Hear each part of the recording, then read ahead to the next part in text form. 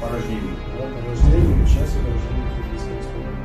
А то, что вы ранее выдали удостоверение, это вам не нужно? То есть у вас здесь размещены ваши фотографии с чужими анкетными данными, правильно я вас понял? Фамилия, имущество.